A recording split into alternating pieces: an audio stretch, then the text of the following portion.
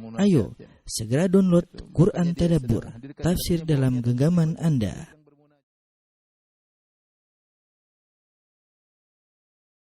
Bismillahirrahmanirrahim. Assalamualaikum warahmatullahi wabarakatuh.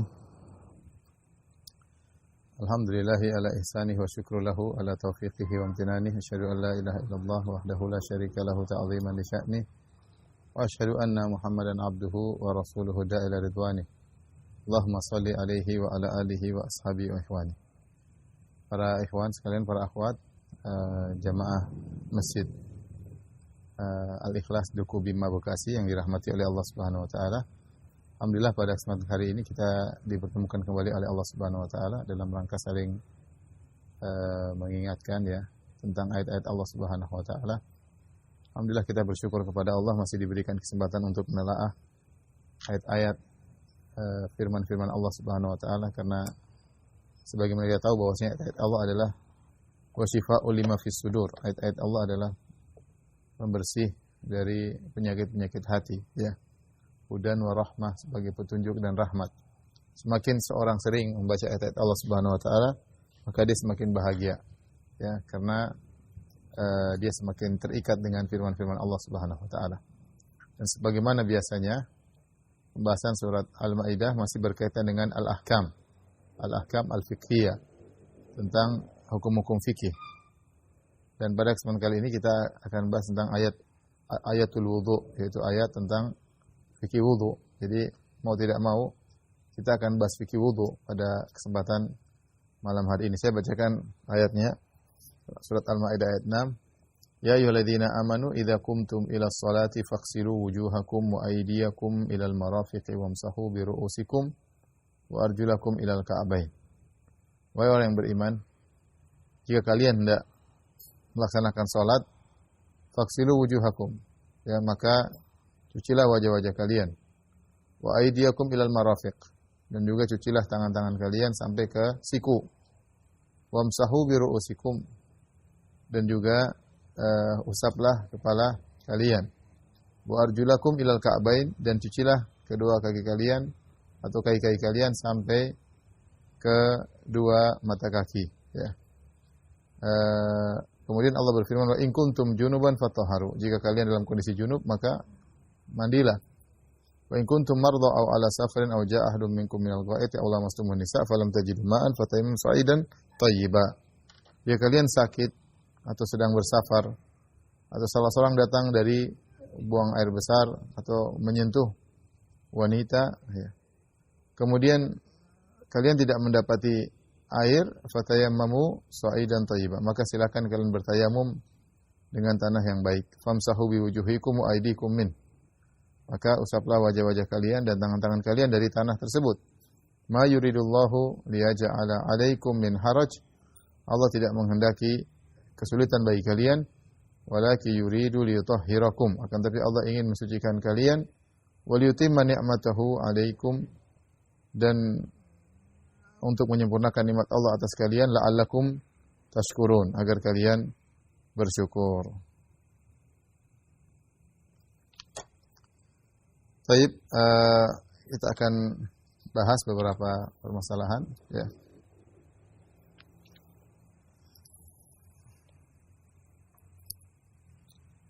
Allah Subhanahu wa taala berfirman, ya ayyuhalladzina amanu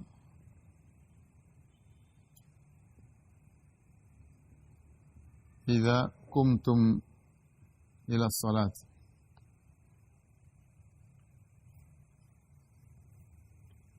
faghsilu wujuhakum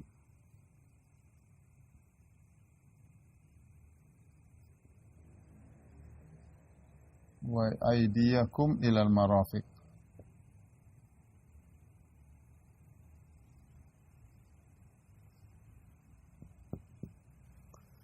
Allah berfirman, wahai orang-orang yang beriman. Wahai orang-orang yang beriman.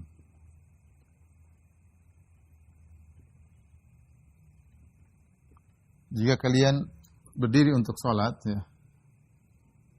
Jika kalian hendak salat,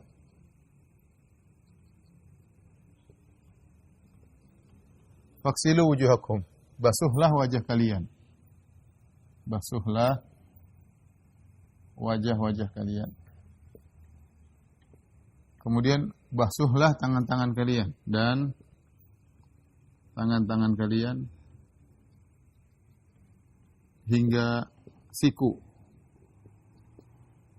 Baik.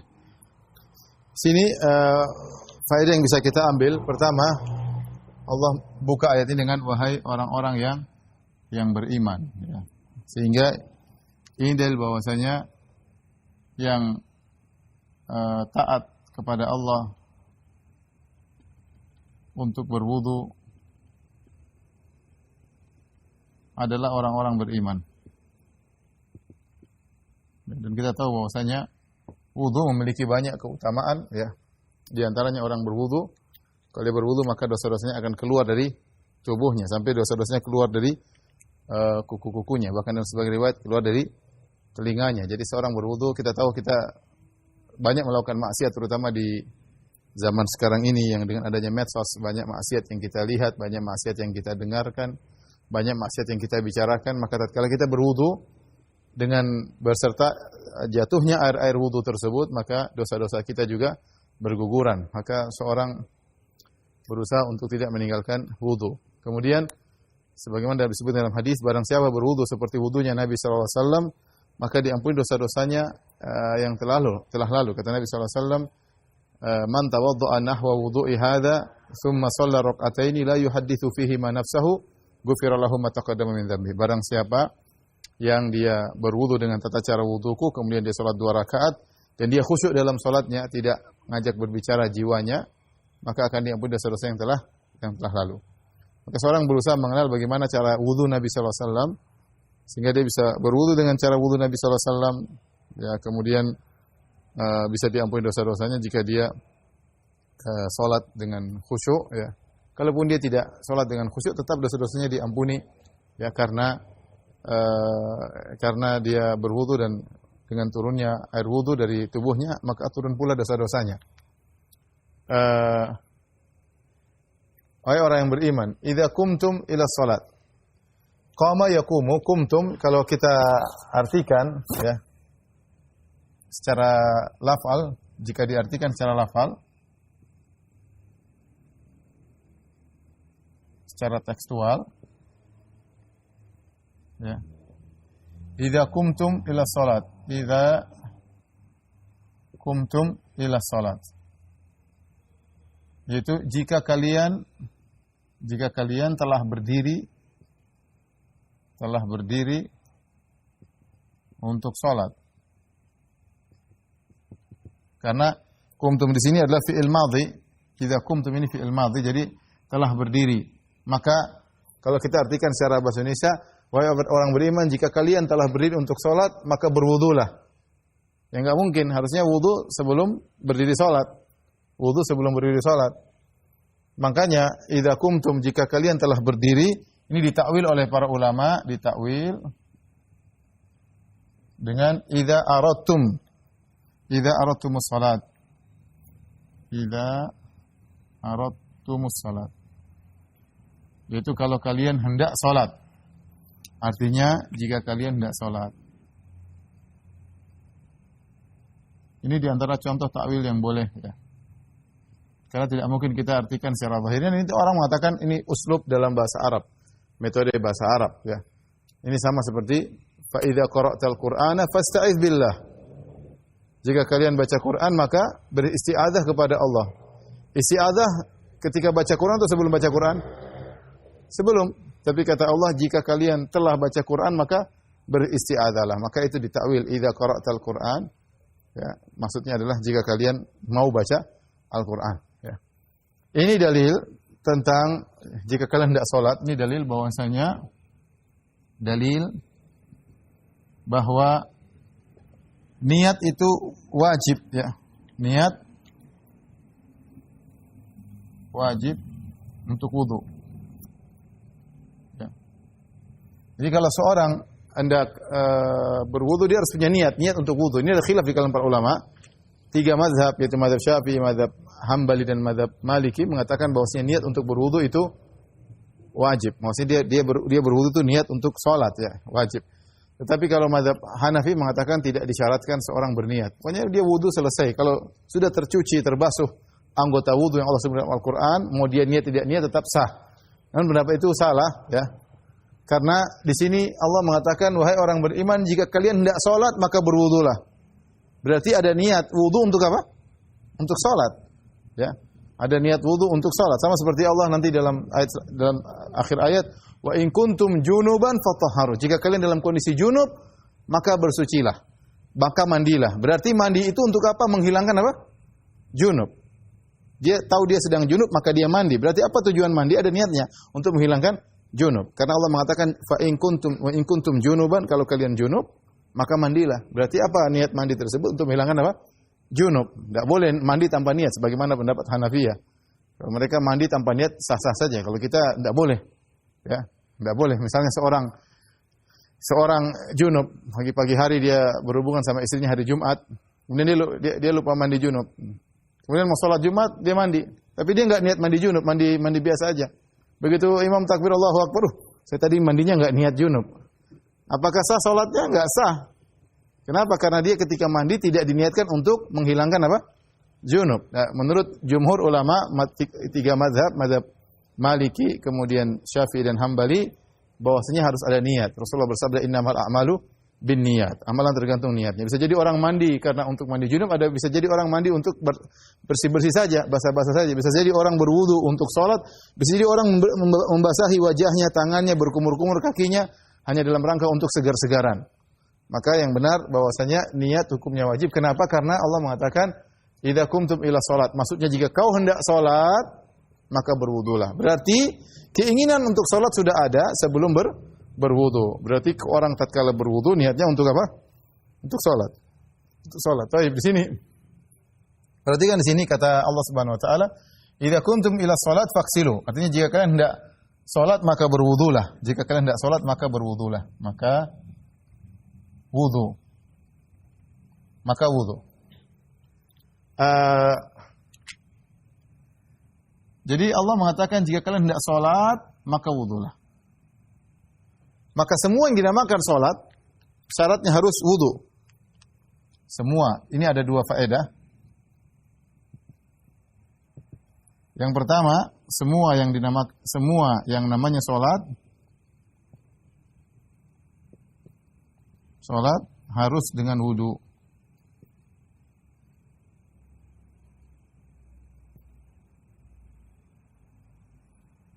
Dalam hadis kata Nabi sallallahu alaihi wasallam, la yaqbalullahu salat ahadikum idza ahdatha hatta yatawadda. Tidaklah Allah menerima salat salah seorang dari kalian jika dia berhadas sampai dia berwudu. Berarti semua salat harus ada wudunya. Salat banyak macamnya.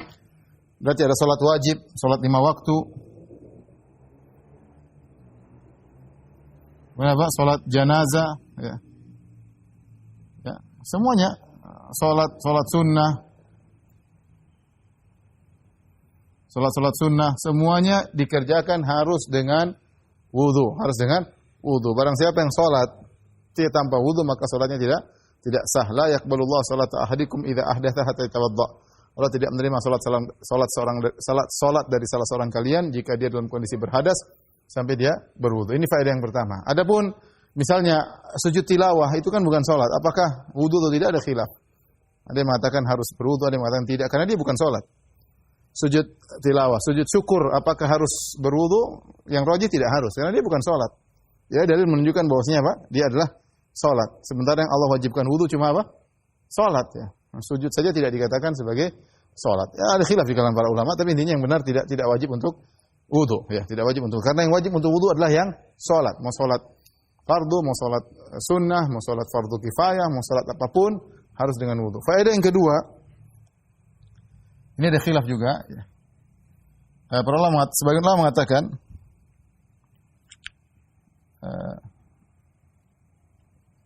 ulama berpendapat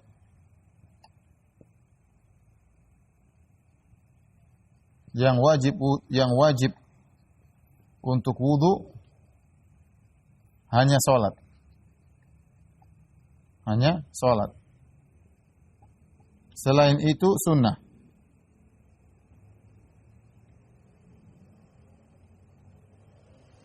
Selain itu sunnah. Kenapa? Karena selain itu masih apa? Masuk masjid. Apakah wajib wudu? Jawabannya tidak. Mau i'tikaf, apakah wajib wudu? Tidak. Dia sholat atau bukan? I'tikaf sholat atau bukan? Bukan. Masuk masjid sholat atau bukan? Bukan. Baca Quran sholat atau bukan? Bukan. Kalau sunnah ya, semua sepakat sunnah. Masuk masjid sunnah. Kita wudu, kita i'tikaf disunahkan dalam kondisi apa? Wudu. Baca Quran disunahkan dalam kondisi apa? Wudu. Ikut taklim disunahkan dalam kondisi apa? Wudu. Semuanya dianjurkan kita senantiasa untuk dalam kondisi berwudu, dan Nabi SAW demikian. Beliau selalu dalam kondisi berusaha untuk apa? Berwudu, ya. Tetapi apakah hukumnya wajib? Apakah hukumnya wajib kalau selain salat seperti tadi baca Quran, apakah wajib berwudu? Ini ada khilaf ulama yang panjang dalam masalah ini. Terlebih lagi masalah tawaf. Apakah tawaf wajib wudu? Ini khilaf lagi yang panjang.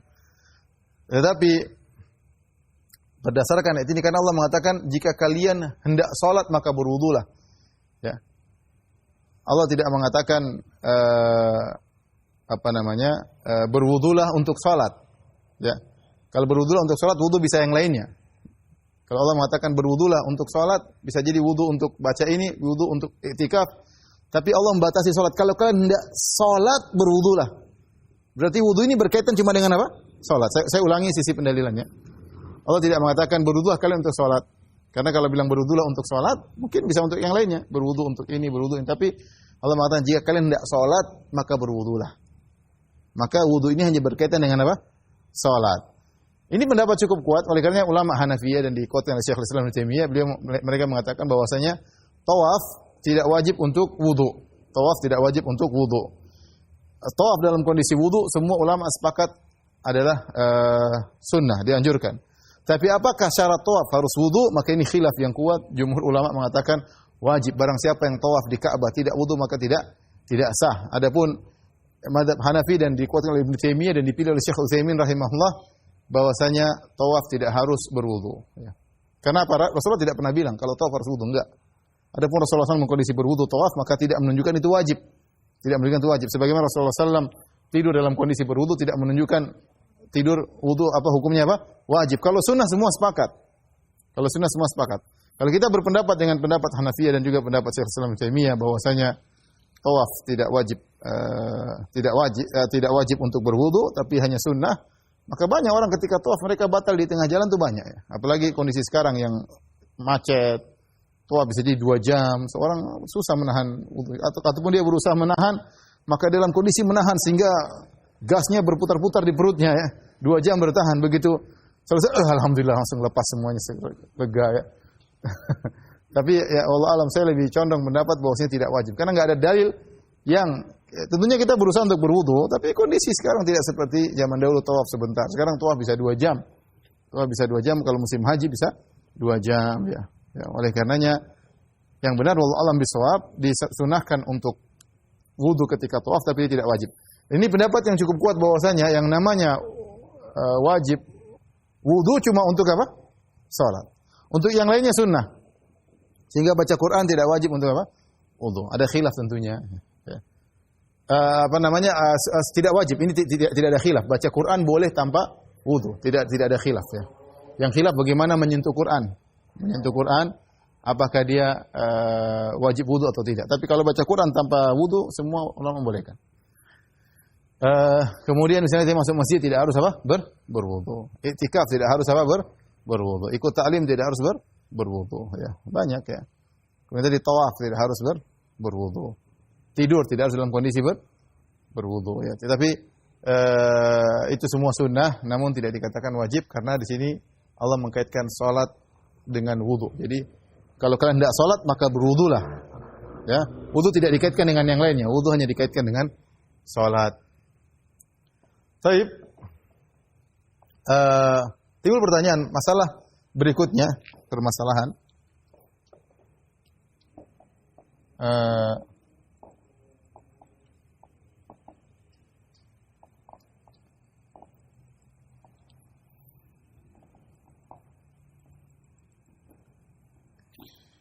Masalah, bukan masalah ya, permasalahan. Kalau bahasa kita.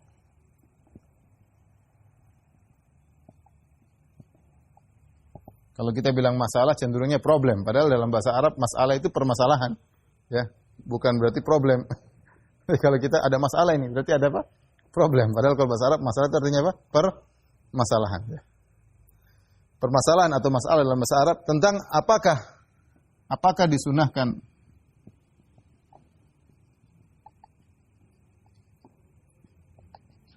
mengulangi wudu setiap kali sholat meskipun belum batal,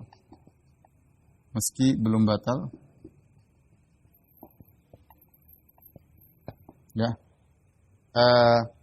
Apakah disunahkan kita untuk mengulang-ulangi wudu meskipun kita tidak batal untuk sholat? Misalnya saya sholat duhur, kemudian saya di masjid, saya baca Quran, sampai tiba sholat asar, saya tidak batal. Apakah sunnah saya untuk wudu lagi? Tajdidul wudu, mengulangi apa?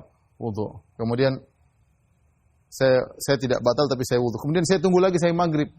Saya tidak batal. Apakah saya disunahkan berwudu lagi untuk maghrib? Yang benar, hukumnya sunnah, tajdidul wudu. Dan ini dilakukan oleh Nabi SAW. Nabi setiap sholat, maka beliau mengulangi wudu. Tetapi Nabi pernah mencontohkan ketika Fatu Makkah, Rasulullah SAW sholat 5 waktu 1 kali wudu. Rasulullah SAW pernah sholat 5 waktu 1 kali wudu. Maka Umar bertanya, Rasulullah, innaka sana'ta syai'an ma kunta tasna'uhu, atau kama qala Umar. Ya Rasulullah, kamu melakukan sesuatu yang tidak pernah kau lakukan sebelumnya. 5 waktu sekalian 1 kali wudu. Maka Nabi menjawab, amdan sana'tuhu ya Umar. Saya sengaja melakukannya wahai Umar. Untuk beri penjelasan bahwasanya mengulangi wudu kalau tidak batal hukumnya tidak wajib. Tapi apa sunnah. Tentu dengan kalau kita mengulangi wudu kita lebih segar meskipun tidak batal. Ya, kita berwudu lagi, lebih segar lagi, pahala dosa-dosa gugur lagi. Ya, dosa-dosa gugur lagi. Yang dimaksud mengulangi wudu setiap kali sholat bukan semua sholat. Tapi maksudnya sholat-sholat apa? 5 waktu. Sholat-sholat fardu.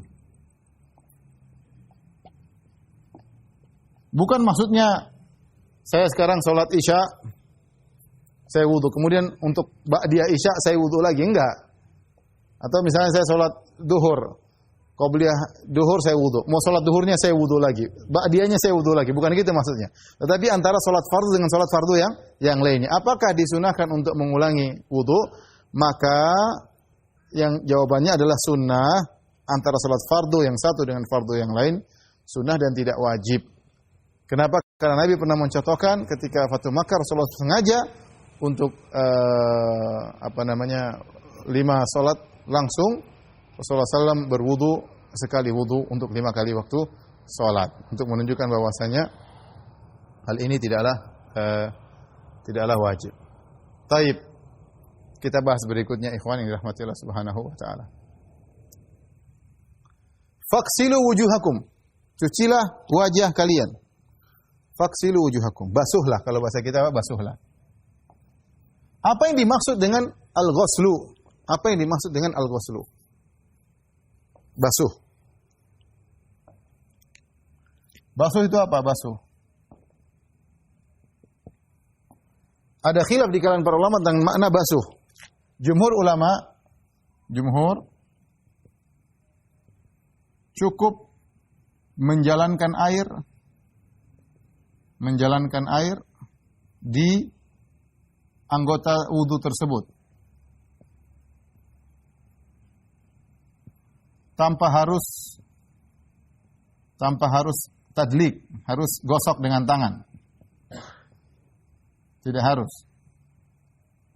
Adapun mazhab Malikiyah ya harus tadlik, harus dalak, ma'ad dalak. Dalak itu artinya tadi gosok dengan tangan.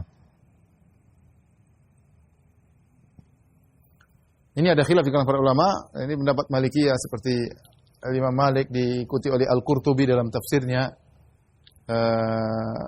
mengatakan bahwa namanya mencuci itu faksilu wujuhakum itu harus tangan gosok. Karena Rasulullah ketika mempraktekkan mencuci dia pakai tangan semuanya. Dia tangan diginikan, paham? Berarti air bukan cuma air yang lewat tapi digosokkan juga. Kemudian imrarul ma. Jadi kata mereka imrarul ma, air dijalankan. Air dijalankan ya. Taib. Makanya pendapat jumhur mengatakan tidak harus. Sunnah iya, sunnah kita dengan tangan.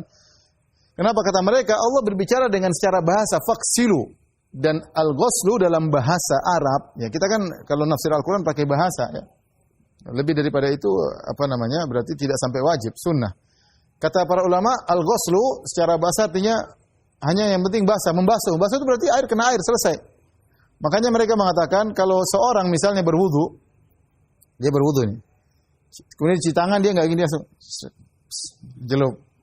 1, 2, 3. Celup ya 1, 2 atau air jalan. Sudah sah. Karena air sudah mengalir di apa? Di tangannya. Ya. Air mengalir di tangannya. Ya kaki tinggal celup 1 sudah selesai. Ya, misalnya ada bak 2, 1, kemudian 1 selesai. Ya, tidak harus dia gosok-gosok. Ini pendapat wallahu alam secara bahasa dia lebih tepat. Namun tentunya dengan tangan sunnah. Kita sekarang bicara tentang para ulama itu mereka membahas tentang kadar minimal supaya orang tahu kapan sah, kapan tidak sah. Kalau kita bilang sunnahnya ya sunnahnya pakai tangan digosok. Paham? Kita bicara sunnahnya digosok tangan ya. Sunnahnya kaki digosok ya. Semuanya pakai tangan.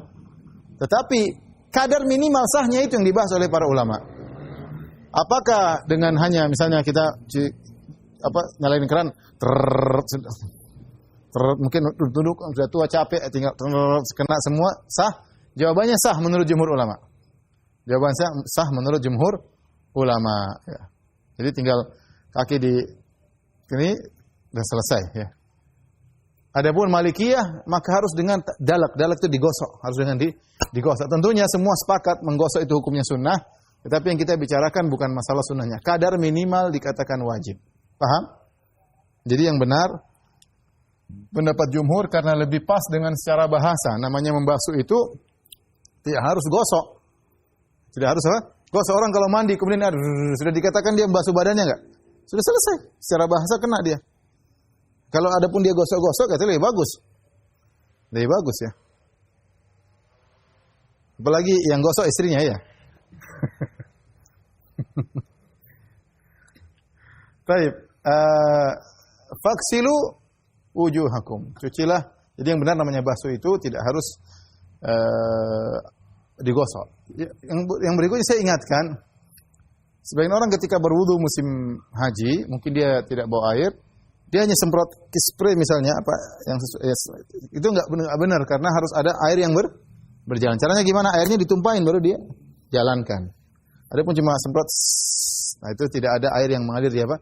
Kalau berdasarkan definisi daripada al-ghusl yaitu imrarul ma ala udhu'in min a'dha'il wudhu, menjalankan air di anggota wudu tersebut. Adapun cuma semprot saja tidak. Jadi kalau kita nyelupkan air jelas mengalir kalau nyelup. Kalau cuma semprot gitu, dia cuma nempel tidak berjalan air tersebut. Paham? Jadi kalau mau misalnya kita dalam kondisi tawaf, dalam kondisi padat, kita enggak punya air, jadi airnya kita bawa di aqua baru kita tumpahin, baru kita jalanin airnya. Jadi kalau begitu tidak jadi masalah. Baik. Kita lanjutkan. Wujuhakum, basuhlah wajah kalian. Apa yang dimaksud dengan wajah? Wajah nih ya. Apa yang dimaksud dengan wajah? Karena Rasulullah SAW, jadi dalam kaidah usul fikih, kalau ada sesuatu definisi, maka kita harus bawa kepada definisi secara istilahi syar'i, setelah syariat. Kalau ternyata syariat tidak menjelaskan, maka kita kembali kepada al-urf, kepada urf. Kalau urf tidak menjelaskan, kita kembali kepada bahasa. Kepada bahasa itu dalam usul fikih. Contoh kalau salat apa? Salat secara bahasa artinya doa.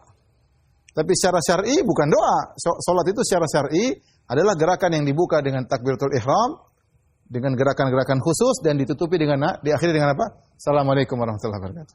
Jangan seorang bilang, doa kan artinya ingat atau doa salat artinya doa. Sudah saya cukup berdoa, saya sudah salat. Ente jangan bicara ini syar'inya ada. Sama al-hajju artinya al-qasdu. Menuju apa? Menuju Baitullah. Bukan sekedar menuju, hati saya sudah menuju ke Ka'bah berarti saya sudah haji, enggak. Ya, ada istilah syar'inya. Haji itu apa? Umrah itu apa? Selama ada istilah syar'i, maka tidak boleh kita bawa kepada makna bahasa atau makna urfi, makna tradisi, ya. Enggak boleh.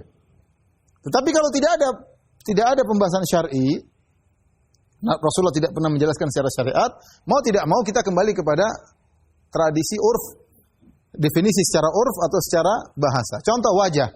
Wajah Rasulullah SAW tidak pernah menjelaskan. Namanya wajah untuk diwudu ini tuh dari sini sampai sini Rasulullah tidak pernah menjelaskan. Karena Rasulullah tidak pernah menjelaskan, maka definisi wajah secara syar'i tidak ada. Maka dengan demikian para ulama kembalikan kepada urf.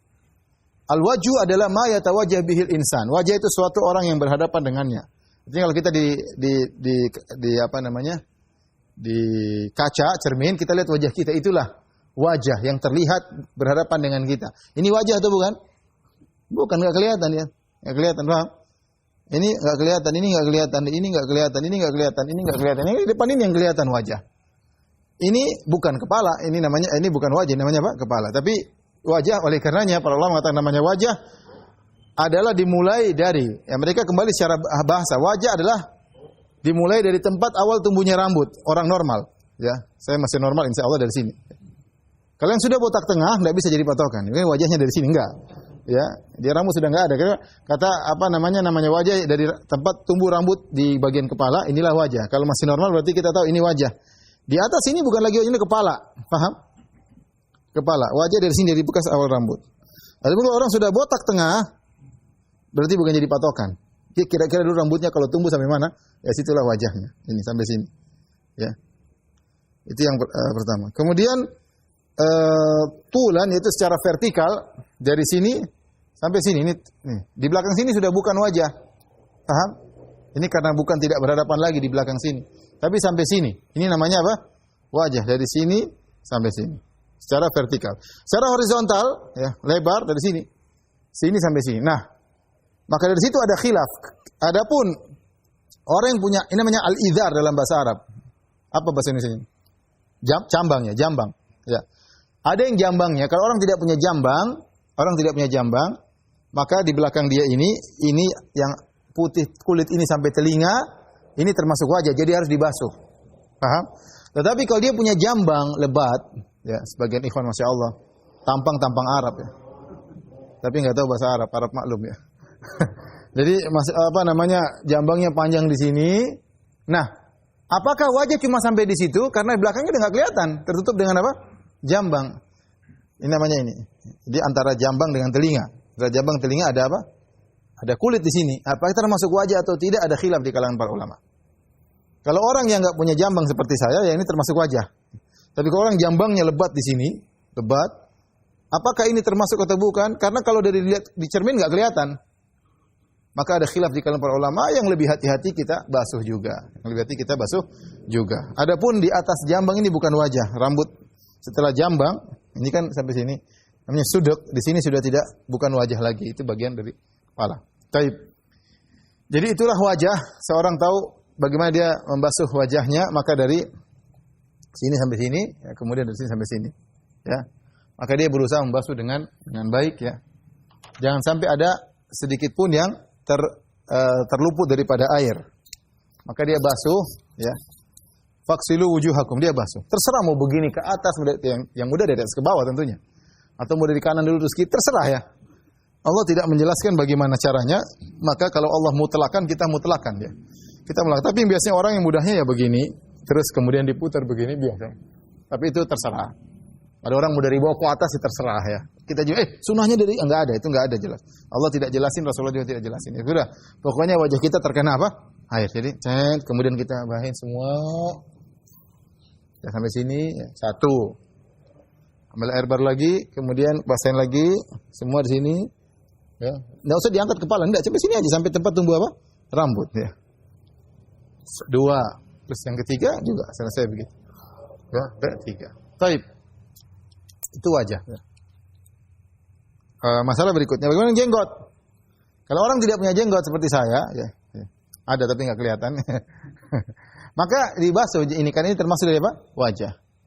Tetapi kalau jenggotnya lebat, misalnya sampai di sini jenggotnya lebat, apakah dia harus takhlil, masukkan jari-jarinya di sela-sela di bawah jenggot? Sebagian ulama mengatakan semua hadis yang datang bahwasanya Nabi menyela-nyelakan jarinya di jenggot semuanya dhaif. Seperti dikatakan oleh Imam Ahmad, dikatakan juga oleh Ibnu Abi Hatim, dan juga dikatakan oleh Ibnu Abdul Bar, ya. Mereka mengatakan semua hadis-hadis yang datang Nabi SAW. Sebagian ulama ada yang menghasankan zaman sekarang, tapi dalam masalah ini saya lebih cocok kepada para ulama mutaqaddimin. Para ulama dahulu, mereka lebih paham tentang ilmu hadis, sehingga mereka mengatakan semua hadis yang berkaitan dengan Rasulullah menyela-nyelain, maka hadisnya dhaif, maka tidak dikatakan wajib. Kalau ada yang mau nyela-nyela, kita bilang silakan, sunnah. Jadi ingin membasahi bagian kulitnya.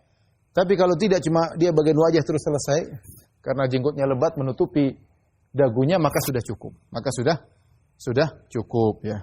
Maka sudah cukup, tidak harus dia sela-sela. Wallahu a'lam bishawab. Yang mau nyela-nyela silakan.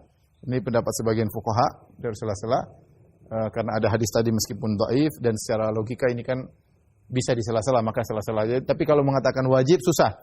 Untuk mengatakan wajib harus di sela-sela, wallahu a'lam bishawab. Tapi demikianlah permasalahan tersebut. Jadi tinggal kemudian tidak harus jenggotnya dibasahin karena wajah cuma sampai sini, paham? Kalau jenggotnya sampai sini berarti semuanya dibasahin enggak? Enggak. Cuma sampai sini aja udah cukup. Paham? Karena Allah tidak jenggot ya, yang apa namanya? Sini. Sama. Orang kalau kepala kan wajah cuma sampai sini, jenggot bukan wajah, paham? Jadi yang cukup sampai sini. Sudah selesai. Sampai sini jenggotnya sudah selesai. Tidak perlu kemudian dia apa namanya? Basahin lagi. 1, 2, 3 enggak perlu. Nah, sama. Sama misalnya rambut juga. Ustaz, kalau rambutnya sampai di pantat gimana, Ustaz? Panjang terus enggak harus. Sampai di kepala, kadang disuruh apa? Kepala, bukan rambutnya, tapi apa? Kepalanya. Kebetulan ada rambut yang menutup, maka cuma sampai di kepala. Taib, tadi berkaitan dengan apa? Dengan wajah, ya. Berkaitan dengan wajah, ya. Dan diusap sebanyak 3 kali. Ada permasalahan berkaitan dengan wajah, ya. Berkaitan misalnya masalah matmadah, al-matmadah.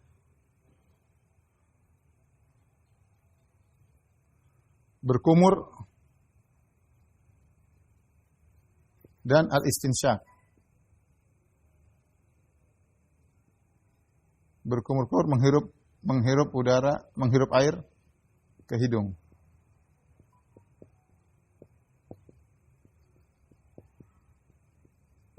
Nah, apakah ini wajib? Apakah ini wajib? Apakah kedua ini wajib? Hukumnya gimana? Khilaf di kalangan para ulama. Jumhur ulama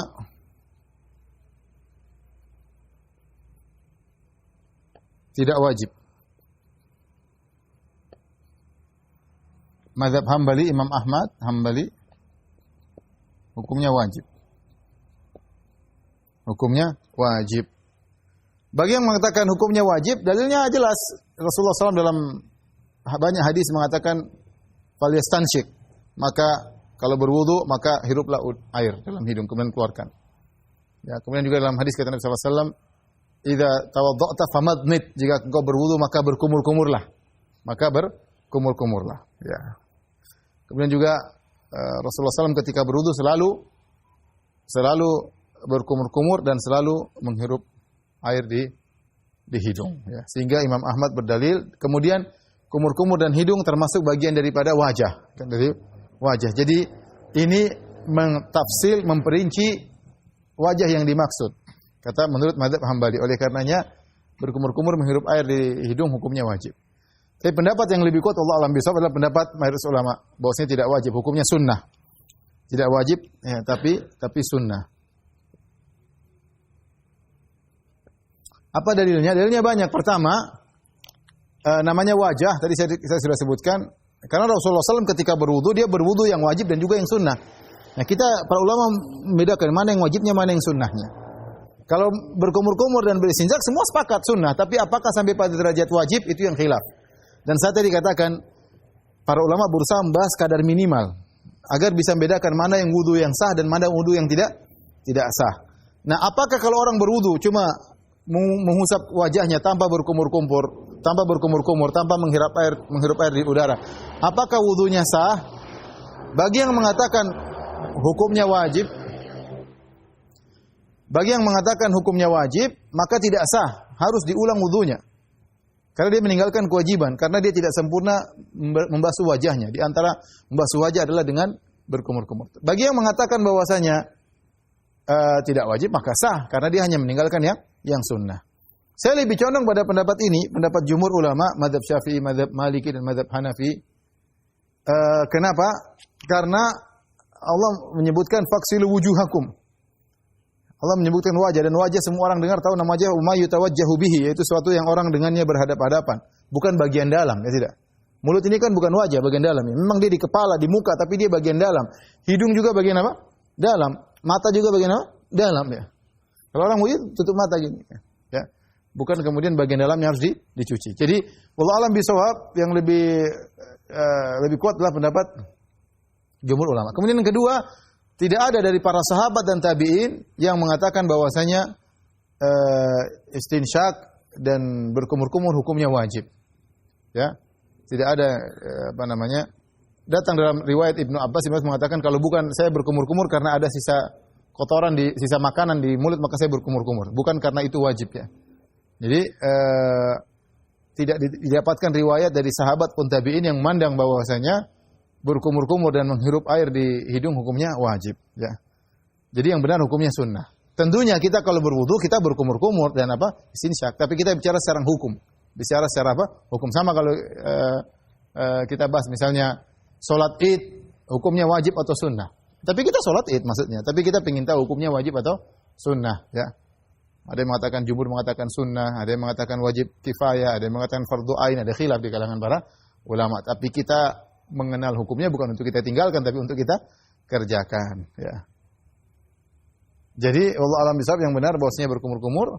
Jadi kalau ada orang wudu cepat-cepat, imamnya takut terlambat habis sholat, sudah langsung wajah langsung aja.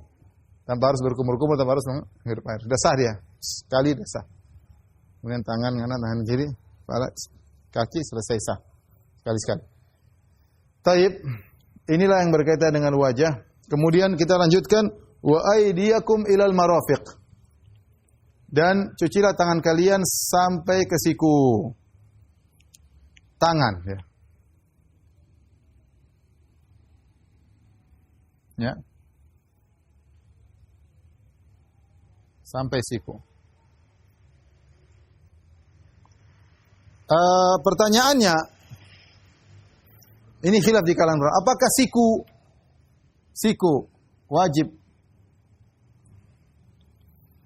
Apakah siku termasuk yang wajib dibasuh? Siku wajib dibasuh.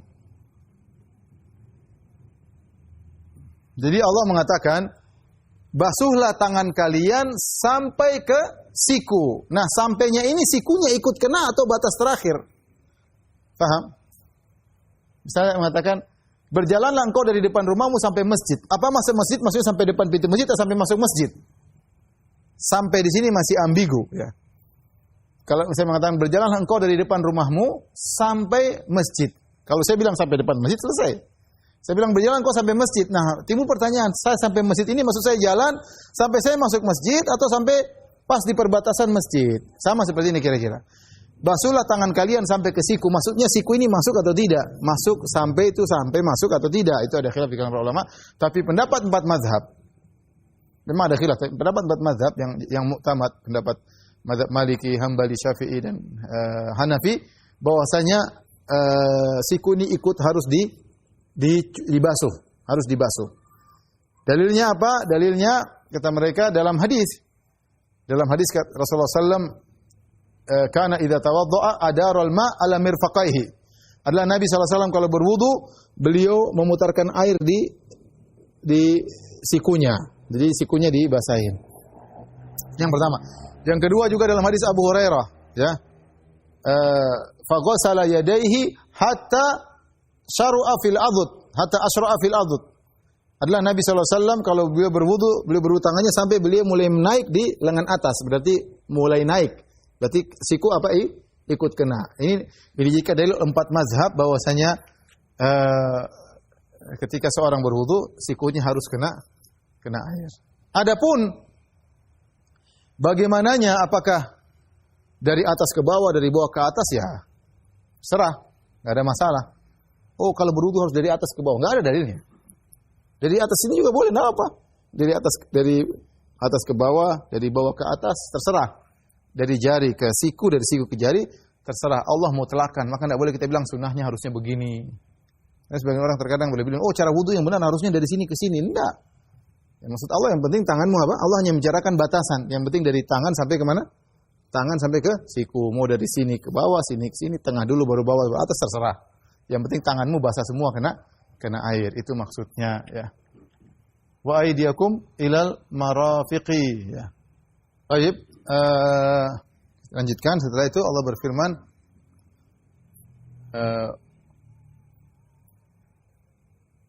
wujuhakum wa aydiyakum ilal marafiq. Ingat ya, jadi tangan dari awal sini ya. Dari awal. Bukan dari sini, bukan dari pergelangan sampai ke siku. Tapi dari ujung jari sampai ke mana? Siku. Ini saya perlu ingatkan.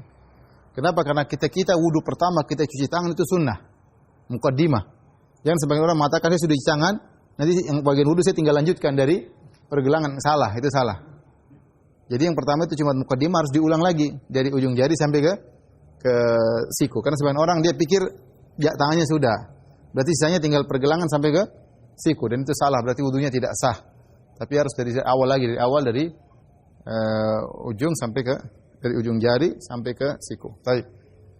Kemudian kata Allah Subhanahu wa ta'ala, waghsilu wujuhakum wa aydiyakum ilal marafiq wamsahu bi ru'usikum.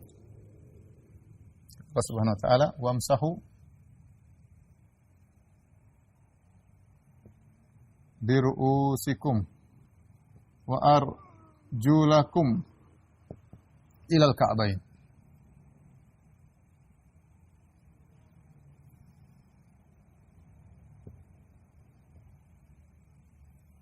Kata Allah Subhanahu wa ta'ala, dan basuhlah, usaplah kepala kalian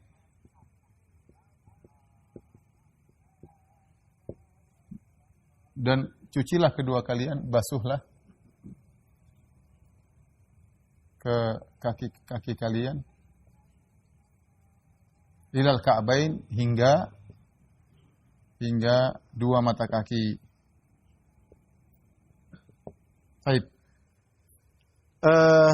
Sebelumnya tadi di sini apa? Sebelumnya tadi basuhlah apa tadi? Wajah dan apa? Wajah dan tangan. Kemudian dirubah dari basuh, perhatikan sini, dari basuh berubah menjadi usaplah, ada perubahan. Kemudian dari usaplah berubah menjadi lagi basuhlah. Ya, perhatikan. Ada perubahan dari basuhlah cuci maksudnya, cucilah. Usaplah beda, usap beda dengan basuh beda. Ya. Kenapa ada perubahan dari basuh menjadi usap menjadi basuh? Kenapa Allah tidak kumpulkan basuh semua baru usap belakangan? Ya, kan lebih mudah. Basuhlah wajah kalian, basuhlah tangan kalian, basuhlah kaki kalian, baru terakhir usaplah kepalamu. Ya, paham? Tapi kenapa di tengah-tengah, di sela-sela, wajah dibasuh, tangan dibasuh, setelah itu kepala diusap, kaki dibasuh lagi. Kata para ulama, penyebutan pengusapan di antara dua pembasuhan menunjukkan Allah ingin tertib. Paham? Faedahnya apa?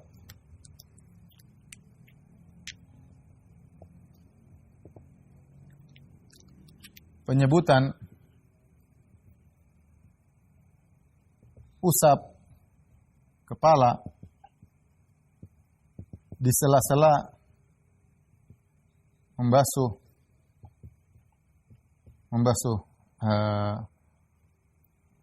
tangan dan membasuh kaki menunjukkan bahwa wudu harus tertib, harus tertib sebagaimana urutan dalam Al-Qur'an.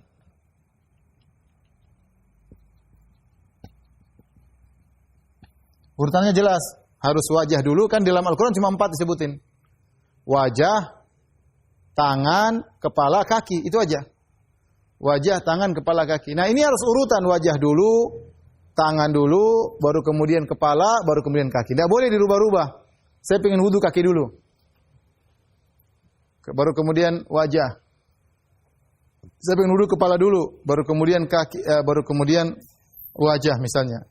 Maka harus tertib. Kalau siapa berwudu tidak tertib, maka tidak sah wudunya. Makanya di antara rukun wudu adalah tertib. Harus tertib. Lain halnya antara tangan kanan dengan tangan kiri. Tidak harus. Disunahkan tangan kanan dulu baru tangan kiri. Tapi kalau seorang wudu kiri dulu baru kanan, dia bilang ente aneh. Tapi ya sah. Ente ngapain lupa kiri dulu baru kanan? Tidak apa, sah. Karena Allah tidak bilang harus kanan dulu baru apa? Kiri. Tapi kalau sah, sah. Sunnahnya kanan dulu baru apa? Kiri. Karena Nabi SAW yu'jibu tayammunu fi tana'ulihi wa tarajulihi wa tuhuri wa fi sya'nihi kulli. Rasulullah SAW adalah suka mendahulukan yang kanan dalam pakai sendal, dalam bersisiran, dalam bersuci. Ya, kanan dulu baru kiri. Tapi seandainya ada orang wudu kiri dulu baru kanan, tidak jadi masalah. Sama, sunnahnya kita berkumur-kumur dulu baru kemudian apa? Hirup air. Kalau orang dibalik, hirup air dulu baru berkumur-kumur. Atau dia basuh muka dulu baru dia kumur-kumur baru, tidak ada masalah. Kalau kita kan biasanya berkumur-kumur dulu, menghirup air baru kemudian apa? Wajah. Tapi seandainya ada orang wajah dulu, baru hidup dulu, kumur-kumurnya terakhir, nggak ada masalah. Tidak sesuai sunnah tapi hukumnya sah. Paham? Yang harus tertib adalah 4 ini. Yang harus tertib yaitu 4. Apa tadi? Wajah, kemudian apa? Tangan, kemudian apa? Kepala, terus kaki. Ini yang harus diurutkan. Adapun kanan dan kiri bukan rukun wudu. Ya, antara kumur-kumur dengan menghirup bisa berbolak-balik, enggak merupakan rukun wudu, tidak jadi masalah. Baik. Pembahasan berikutnya, usaplah. Apa itu makna usap? Usaplah.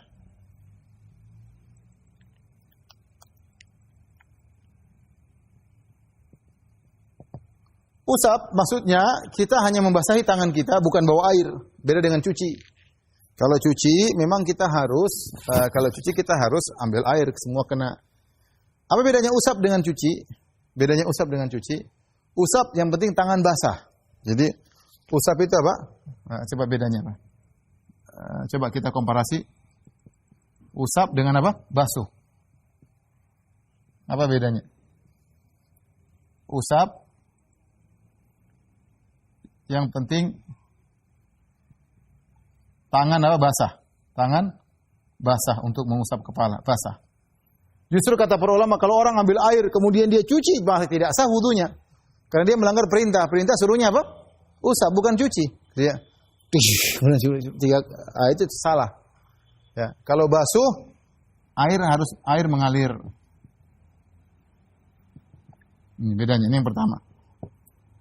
Yang kedua, kepala cukup sekali. Sunnahnya apa? Sekali. Sunnahnya sekali. Beda dengan pendapat Syafi'i. Pendapat Syafi'i mengatakan 3 kali. Tapi sunnahnya dalam semua hadis Rasulullah mengusap cuma apa? Sekali. Hadis-hadis yang sahih. Cuma sekali. Adapun basuh disunnahkan 3 kali.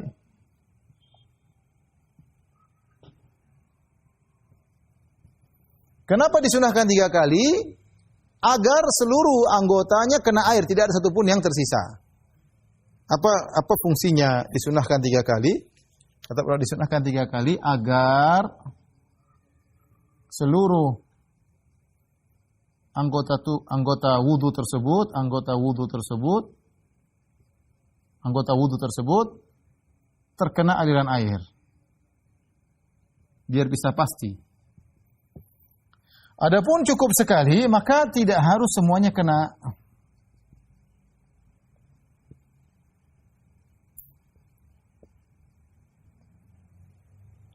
Kita kalau wudu misalnya kepala kan. Satu kepala kita kan berwudu. Sunnahnya itu sunnah Nabi begini. Bada abi muqaddami ra'sihi. Rasulullah dari depan. Tsumma dhahaba bihima ila qafa. Kemudian Rasulullah bawa ke belakang sampai di leher, belakang sini. tempat rambut terakhir. Tsumma raja'a bihima ila haitsu ila ma bada'a minhu. Kemudian dikembalikan lagi ke bagian depan. Untuk memastikan seluruh rambut kita kena air enggak pasti ya. Belum tentu. Tidak, makanya sekali. Bahkan kata para ulama yang wajib cuma yang pertama kali. Baliknya ini sunnah, tidak wajib. Maka Rasulullah ketika mengusap kepala ada dua model. Pertama caranya dengan begitu. Ada yang mengatakan sebaliknya, begini baru kemudian balik. Ini cara pertama. Cara kedua dengan tidak merubah aturan rambut. Cara kedua dengan dimulai dari tengah begini. Sudah cukup. Antum bisa dengan begitu ya. Antum basahin tangan antum. Cara kedua ini ya. Kalau cara pertama jelas. Tangan basah baru. Ya.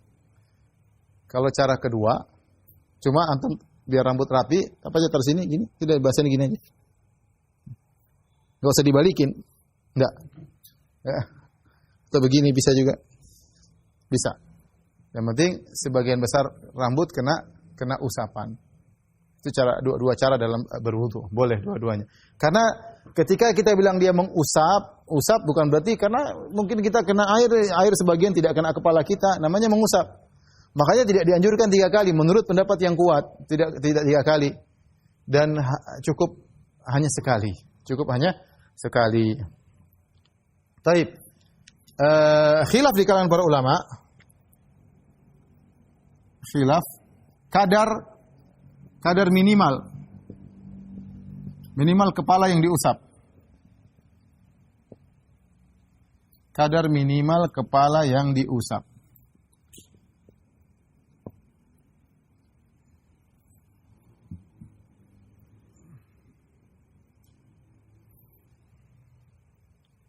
Ada khilaf di kalangan para ulama.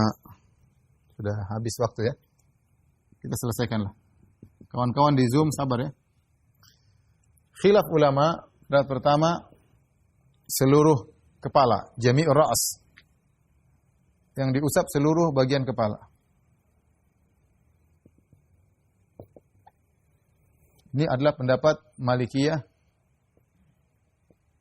dan Hanabilah.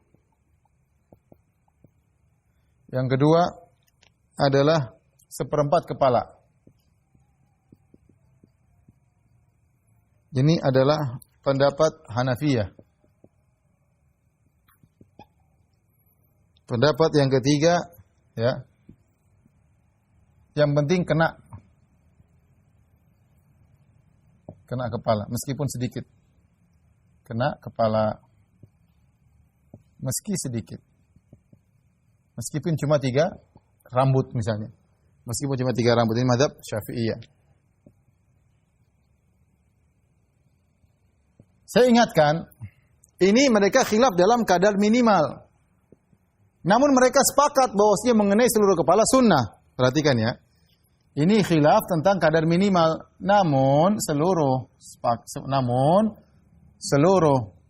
mazhab sepakat bahwa mencontohi Nabi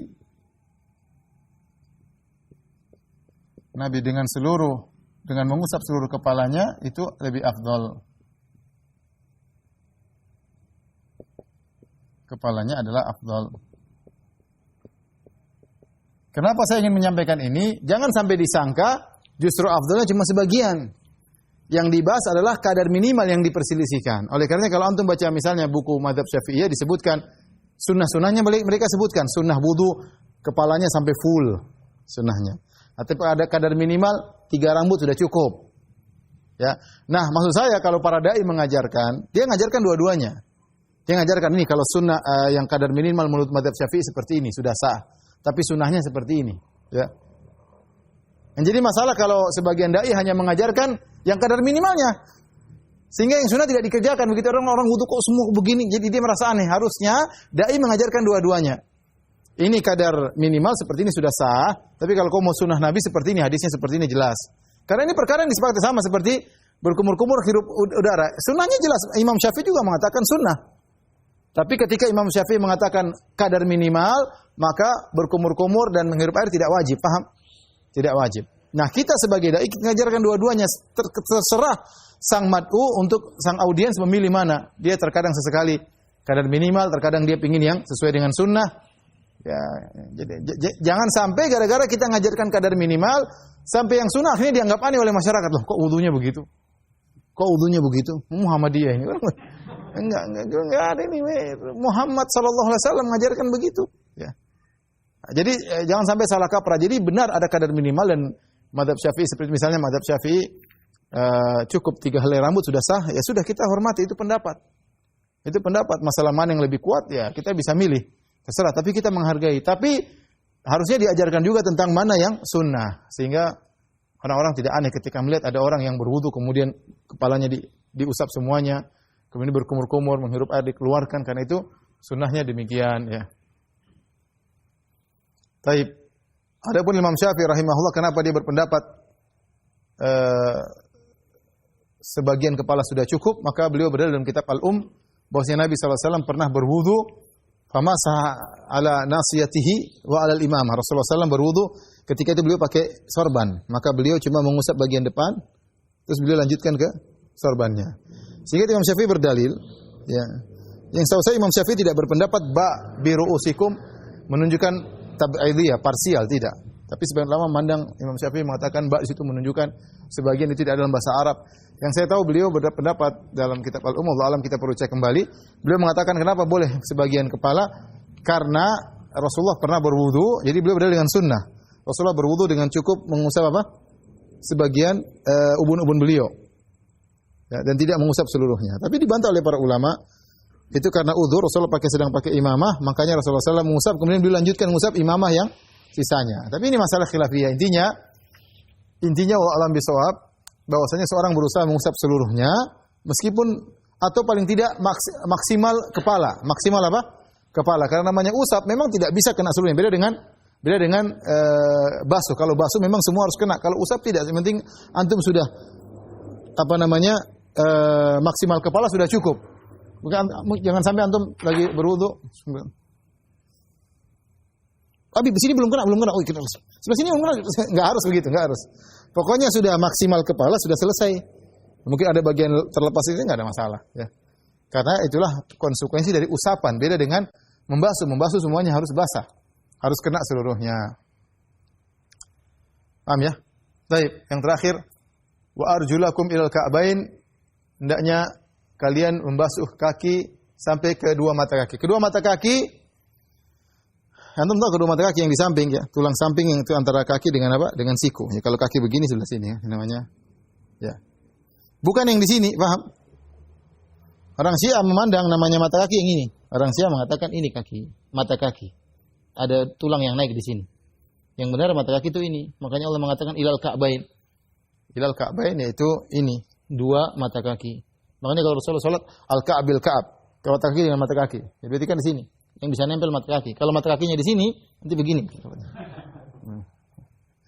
Jadi mata kaki di situ. Maka kalau kita berwudu, maka mata kaki harus kena juga. Sebagaimana tadi masalah siku. Ya, sampai kedua mata kakinya harus dibasuh juga. Harus dibasuh juga. Dalam sebagian qiraah ada wa arjulikum. Wa arjulikum.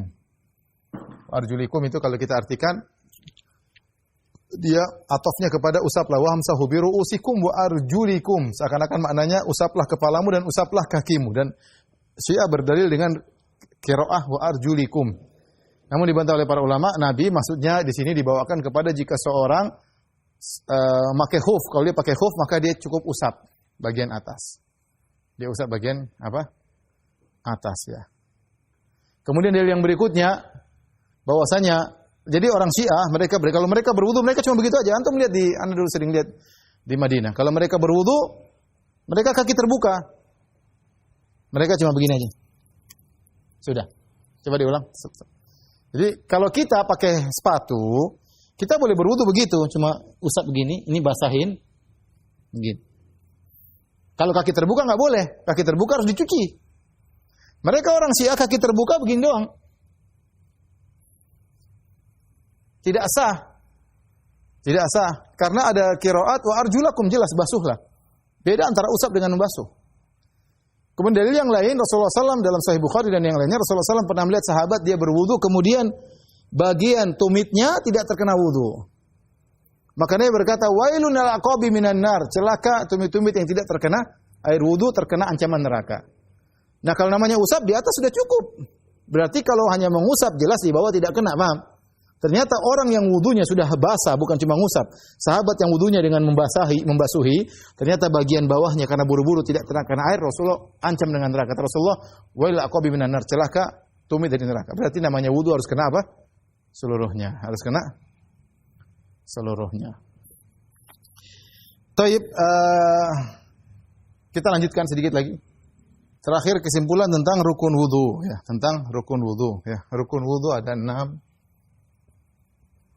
Rukun-rukun wudu, ya, ada 6. 6. Ada 6.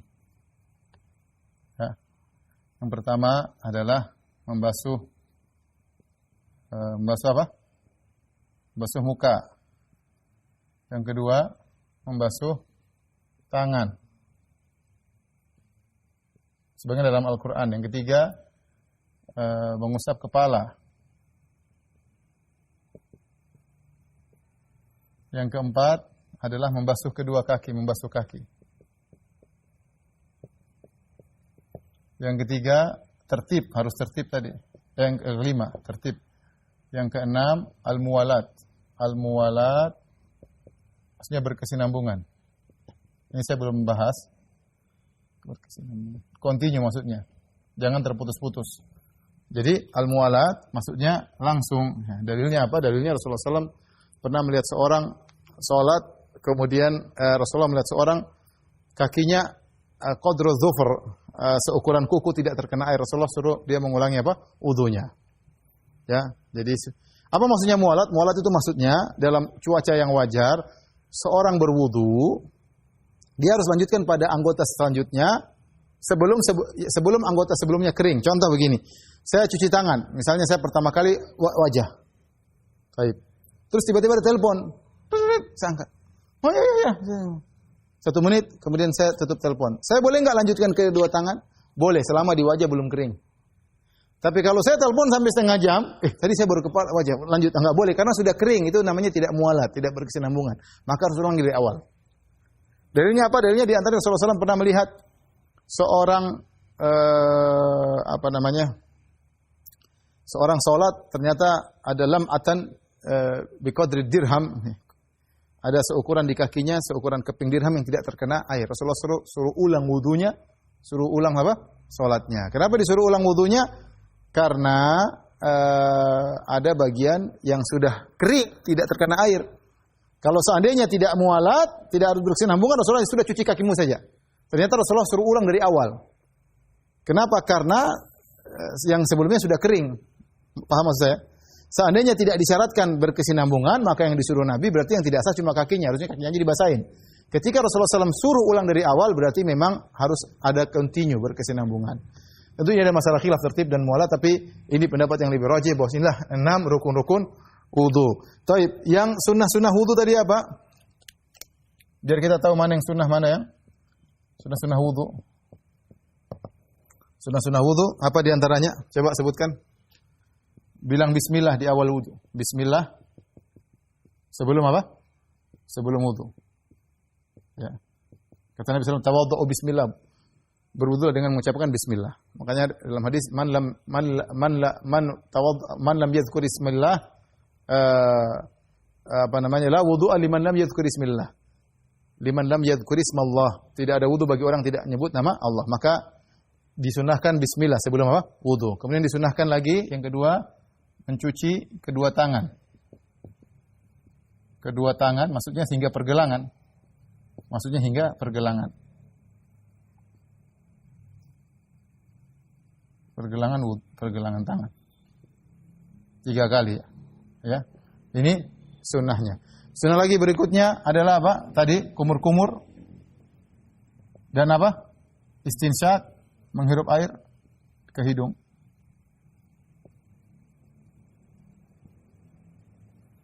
Apalagi tadi sunnah? Berwudu 3 kali. Berwudu 3 kali. ya, yang wajib sekali. Apalagi yang sunnah, menggosok ya, menggosok dengan tangan, dalak dengan tangan. Tadi ad-dalak. Ya, bukan hanya sekedar mengguyur air. Paham? Kemudian di antara sunnah ya, baca doa setelah wudu. Apa doanya?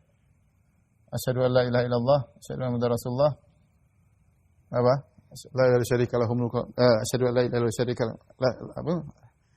Asyhadu an la ilaha illallah wahdahu la syarika lahu wa asyhadu anna Muhammadan abduhu wa rasuluh. Allahumma ja'alni minat tawwabin wa ja'alni minal mutatahhirin.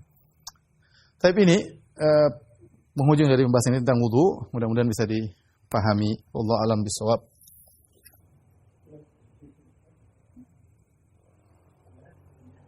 Demikian saja kajian kita pada kesempatan kali ini. Kurang lebih saya mohon maaf kepada para jamaah Masjid Al-Ikhlas Dukuh Bima Bekasi. Terima kasih atas perhatiannya dan bersabar dalam belajar fikih. Insyaallah kita lanjutkan lagi pada pertemuan berikutnya. Kita akan singgung masalah tayamum insyaallah taala. Wabillahi taufiq wal hidayah. Assalamualaikum warahmatullahi wabarakatuh.